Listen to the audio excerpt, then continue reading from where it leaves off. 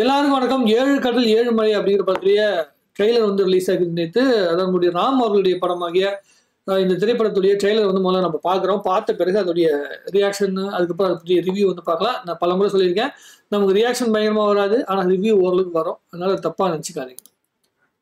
என்ன சொல்ல வராங்க?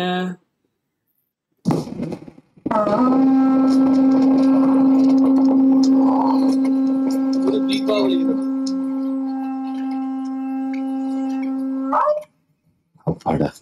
பாட்டிட்டாண்டா.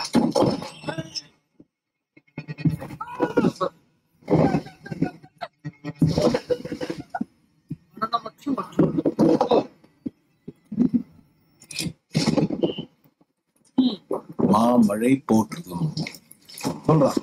மாமழை போற்றுதும் ஒழுங்கு சொல்றான் சார். முதல்காரனுக்கு அவ்வளவுதான் சார் லாபம் வரும்.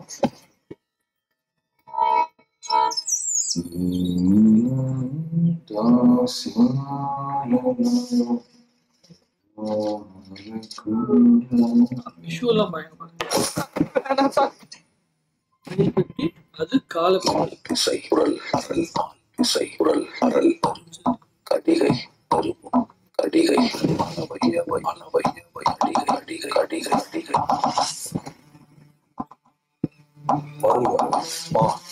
ஒரு நாள் இசை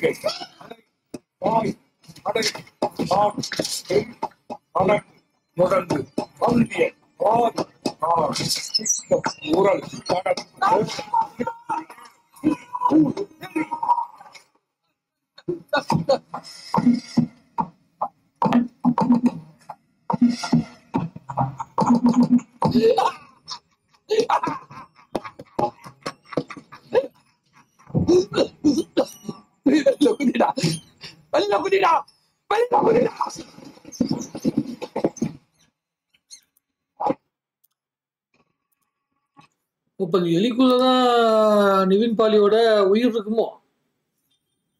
இருக்கலாம். சரி, ட்ரெய்லர் பார்க்கும்போது ரொம்ப வித்தியாசமான ஒரு முயற்சி. அதாவது மரணம் இல்லாத ஒருத்தரும் மரணம் உள்ள ஒருத்தரும் வந்து சந்திச்சுக்கிற ஒரு ட்ரெயினுக்குள்ள நடக்கிற மாதிரி தான் கதை. கற்றை தமிழோட ஃபார்மேட் மாதிரி அதில் கருணாசோட கேரக்டர்லாம் நம்முடைய சூரிய அவர்கள் நடிச்சிருக்காரு அப்படிங்கிற மாதிரி நமக்கு தெரியுது. அஞ்சலி அவர்கள் எப்பயுமே நம்ம ராம் அவர்களுடைய படத்தில் மேக்ஸிமம் படத்தில் வந்து அஞ்சலி அவர்கள் வந்து இருப்பாங்க. ஆரம்ப காலத்துலேருந்தே இருக்கிறாங்க. அவங்க வந்து ஒவ்வொரு படத்துலையும் மிளிர்ந்துக்கிட்டே போகிறாங்க. அவங்களுக்கு உண்டான அந்த ஸ்பேஸை வந்து பார்த்தீங்கன்னா நல்ல ஒரு கேரக்டராக தான் வந்து நம்ம ராம் கொடுப்பாரு. அதில் எந்த வித மாற்றுக்கத்தையும் யாருக்குமே இருக்க முடியாது. ஸோ வித்தியாசமாக ஒரு கதையாக தான் இருக்குது. இது அந்த பேக் ட்ராப் ஸ்டோரி வருதுல, பின்னாடி வந்து அந்த பாஸ்டில் நடந்த விஷயத்தை என்ன சொல்ல வராங்க, நிவின் பாலி கேரக்டர் வந்து என்ன மாதிரியான கேரக்டராக இருக்கும். இந்த 7 கடல் 7 மலை தாண்டி ஏதோ ஒரு பறவைக்குள்ள வந்து ஒரு மன்னனோட உயிர் இருந்தது, இல்லை வந்து ஒரு கேரக்டரோட உயிர் இருந்துச்சு அப்படிங்கிற மாதிரி நம்ம கதை கேள்விப்பட்டிருப்போம். அது மாதிரி இந்த நிவின் பாலியோடைய அந்த கேரக்டருக்கும் அந்த எலியோடைய அந்த கேரக்டருக்கும் ஏதோ ஒரு வித்தியாசம் இருக்குது அப்படிங்கிறது, ஏதோ ஒரு கனெக்ஷன் இருக்குது அப்படிங்கிற மாதிரி நம்மளால வந்து புரிஞ்சுக்க முடியுது. ஸோ என்ன ஒரு பேஸான விஷயத்த சொல்ல போறாரு நம்மளுடைய ராம் சொல்ல போறாரு அப்படிங்கிறத நம்ம பொறுத்துன்னு தான் பார்க்கணும். ஏன்னா நம்ம ஒவ்வொரு வாட்டியும் வந்து நம்ம என்ன யோசிக்கிறோன்னா, ராம் அவர்களுடைய கதையை வந்து பார்க்கும்போது நமக்கு ஒரு விஷயம் மட்டும் ரொம்ப தெளிவாக தெரியும். பாலுமேந்திரா சாருடைய அந்த மேக்கிங்குடைய அந்த ஸ்டைல் வந்து ராம் கிட்ட வந்து ரொம்ப அற்புதமாக வந்து ரிஃப்ளெக்ஷனில் வரும். அந்த சொல்லுகின்ற விதம், புதுசாக ஒரு விஷயம் யோசிக்கிறது. பட் ஆனால் என்னன்னா, ராம் கிட்ட ஒரு கெட்ட பழக்கம்னா ரொம்ப ஸ்லோவாக எடுப்பார் படத்தை. ரொம்ப ரொம்ப ரொம்ப ஸ்லோவாக எடுப்பார். ஆனால் அவர் அவர் எழுதியிருக்கிற கதை வந்து ரொம்ப சிம்பிளாக இருக்கும். பட் ஆனால் அவர் எடுத்துக்கிற நேரம் வந்து ரொம்ப அதிகமாக இருக்கும். ஏன்னா அவங்க வந்து ரொம்ப மெருகேற்றி கொண்டு வந்து கொடுக்குற மாதிரி வந்து அவங்க பிளான் பண்ணியிருப்பாங்க. ஸோ இந்த படம் எப்படி மெருகேற்றி கொடுத்துருக்காங்கன்னு பொறுத்து வந்து பார்க்கணும். ராம் அவர்களுடைய படத்தில் யுவன் சங்கர் ராஜாவுடைய மியூசிக் வந்து எப்பொழுதுமே ரொம்ப அழுத்தமாக பேசப்படும். இந்த படத்துலையும் ரொம்ப நல்லா தான் இருக்குது. ரொம்ப அற்புதமாக தான் வந்து பண்ணியிருக்காங்க அப்படின்னு நினைக்கிறேன். ஸோ பொறுத்திருந்து பார்ப்போம். இது இந்த டைம்ல நம்ம ஆடியன்ஸ் எப்படி ஏத்துக்கிறாங்க அப்படிங்கிறது பொறுத்திருந்து பார்க்கணும். ஏன்னா இதே படத்தை இந்த மாதிரி கதையம்சம் உள்ள படத்தை வந்து பார்த்தீங்கன்னா மலையாள சினிமாவில் பண்ணால் ஏற்றுப்பாங்க. ஆனால் தமிழ் சினிமாவில் பண்ணால் எந்த அளவுக்கு ஏற்றுக்கிறாங்க அப்படிங்கிறத நம்ம பொறுத்திருந்து பார்ப்போம். நிவின் பாலி வந்து மலையாளத்தில் சரியான இப்போ ஒரு ஸ்பேஸில் இல்லை. பெரிய பெரிய ஆட்கள்லாம் நடிச்சிருக்காங்க. நிவின் பாலிக்கு ஒரு பெரிய ஹிட்டான படங்கள் எதுவுமே கிடைக்காத ஒரு சூழ்நிலைக்குள்ள தான் அவர் தள்ளப்பட்டிருக்காரு. ஸோ இந்த படம் அவருக்கு ஒரு நல்ல ஓப்பனிங் கொடுக்கும் நம்பலாம். அஞ்சலி அவர்களுக்கு கேம் சேஞ்சர் படம் வந்து கை கொடுக்கல. ஸோ இந்த படம் கை கொடுக்கும் நம்பலாம். சூர்யா அவர்களுக்கு வந்து கோட்டுக்காலியில விட்ட இடத்த வந்து இந்த படத்துல வந்து பிடிப்பாரா அப்படிங்கிறத பொறுத்து வந்து பார்க்கணும். விடுதலை டூல கூட வந்து பெரிய அளவுக்கு ஃபேம் வந்து அவரால் பார்க்க முடியல. ஸோ இந்த படத்துல வந்து கண்டிப்பா பிடிப்பாரு நம்பலாம். அடுத்த ஒரு மாமன் படத்துல அவர் ரீடைன் பண்ணியிருப்பாரு அப்படிங்கிற மாதிரி நம்ம எதிர்பார்க்கலாம். ஸோ இதுதான் எனக்கு தோணுன விஷயம். பொதுவாக பார்க்கும்போது ட்ரெய்லர்ல ஓரளவுக்கு வித்தியாசமா ஒரு கதையை கொடுக்க முயற்சி பண்ணியிருக்காங்க அப்படிங்கிற மட்டும் நம்மளால உணர முடிகிறது.